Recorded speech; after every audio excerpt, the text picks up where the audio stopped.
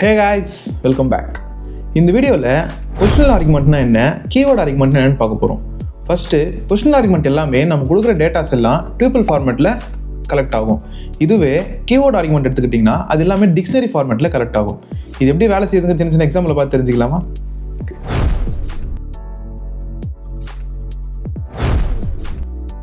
First ஒரு function create பண்ணிக்கலாம். இப்போது def brand அப்படின்னு சொல்லிட்டு ஒரு நேமில் ஒரு ஃபங்க்ஷன் கிரியேட் பண்ணுறேன். இதுக்குள்ளே வந்து இப்போ நான் ஒரு பொசிஷனல் ஆர்குமெண்ட் கொடுக்க போகிறேன். அதாவது ஸ்டார்னு கொடுத்துட்டு நேம்ஸ் அப்படின்னு கொடுத்துக்கிறேன். இப்போது ஃபார் நேம் இன் நேம்ஸ் அப்படின்னு கொடுத்துட்டு என்டர் கொடுத்துட்றேன். இந்த இடத்துல நான் ஒரு பிரிண்ட் ஸ்டேட்மெண்ட் கொடுக்க போகிறேன். அதுக்குள்ளே print format string கொடுத்துட்டு welcome அப்படின்னு சொல்லிட்டு இப்போ நான் என்னோட நேம் கொடுத்துக்கிறேன். ஓகே, இப்போ நம்ம ஒரு ஃபங்க்ஷனை கிரியேட் பண்ணியாச்சு. இப்போ இந்த ஃபங்க்ஷனை கால் பண்ண போகிறோம். அதுக்காக ஃபங்க்ஷன் நேம் எடுத்துக்கிட்டு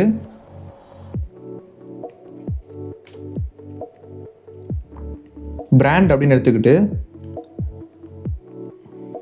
அதுக்குள்ளே நம்ம என்னென்ன பிராண்ட் கொடுக்க போகிறோம்னு கொடுக்கலாம். இப்போது எம்ஐ, நெக்ஸ்ட்டு போக்கோ,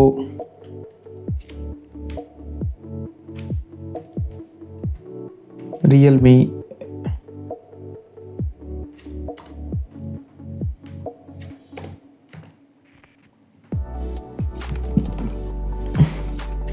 ஓகே. இப்போ நான் மூணு ஃபோன் பிராண்டு கொடுத்தாச்சு. இப்போ இதை ரன் பண்ணால் எனக்கு ஒவ்வொரு டைமும் வந்து ஃபார் லூப் படி ஒவ்வொரு தடையும் லூப் ஆகி எனக்கு வந்து welcome Mi, welcome Poco, welcome ரியல்மின்னு சொல்லிட்டு பிரிண்ட் ஆகிடுச்சு. இதுதான் பொசிஷனல் ஆர்குமெண்ட்னு சொல்லுவாங்க. இப்போ இந்த டேட்டாஸ் எல்லாமே போயிட்டு டியூபிள் ஃபார்மேட்டில் கனெக்ட் ஆகி வச்சுக்கும். இப்போ இந்த டேட்டாஸ்லாம் நம்மளால் சேஞ்ச் பண்ணவும் முடியாது.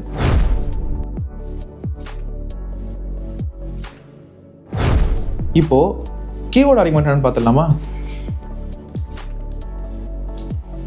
ஆல்ரெடி சொன்ன மாதிரி கீவேர்ட் ஆர்குமெண்ட் வந்து டிக்ஷனரி ஃபார்மேட்டில் ஷோ ஆகும். Like keys and values.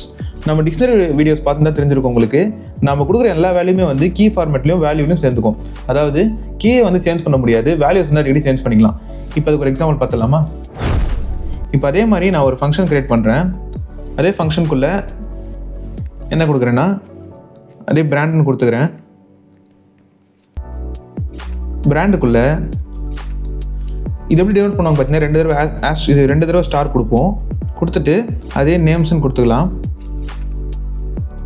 இப்போது ஃபார்ன் கொடுத்துட்டு ஆல்ரெடி சொன்ன மாதிரி டிக்ஷனரியில் கீ வேல்யூஸ்னு ரெண்டு விஷயம் இருக்கும். அதை நம்ம என்ன நேம்னா கொடுத்துக்கலாம். இப்போ நான் கீ வேல்யூஸ்னு கொடுத்துக்கலாம், இல்லைனா நான் வந்து பிராண்ட் நேம் கொடுத்துக்கிறேன், அதோட ப்ரைஸ் கொடுத்துக்கிறேன். இப்போது நேமை வந்து நான் கீயாகவும் வச்சுக்கிறேன், ப்ரைஸை வந்து நான் வந்து வேல்யூவாக வச்சுக்கிறேன். இப்போது இன் நேம்ஸ்ன்னு கொடுத்துட்றேன். டாட் ஐட்டம்ஸ்ன்னு சொல்லிட்டு ஒரு ஃபங்க்ஷன் கிரியேட் பண்ணுறேன். இந்த ஐட்டம்ங்கிறது என்னென்னு பார்த்தீங்கன்னா டிக்ஷனரியோட ஒரு கீவேர்டு. இது யூஸ் பண்ணால் தான் இதில் வந்து ஃபங்க்ஷன் நடக்கும். இப்போது print அதே மாதிரி ஃபார்மேட் ஸ்ட்ரிங் கொடுத்துட்டு ஹாய் அப்படின்னு சொல்லிட்டு கொடுத்துட்டு இதுக்குள்ளே நான் நம்ம பிராண்ட் நேம் கொடுத்துக்கிறேன். அண்ட் யுவர் ப்ரைஸ் இஸ் அப்படின்னு சொல்லி கொடுத்துட்டு ப்ரைஸ் கொடுக்க போகிறேன். இப்போது இதை என் பண்ணிக்கலாம். என்ட்ரு கொடுத்துட்டு இப்போ நம்ம ஒரு ஃபங்க்ஷன் க்ரியேட் பண்ணாச்சு. இந்த ஃபங்க்ஷனை இப்போ கால் பண்ண போகிறோம். இப்போது பிராண்ட் நேம் கொடுத்துட்டு பிராண்ட் நேம்குள்ளே ஃபஸ்ட்டு கீயும் அதுக்கப்புறம் வேல்யூஸும் கொடுக்கணும்.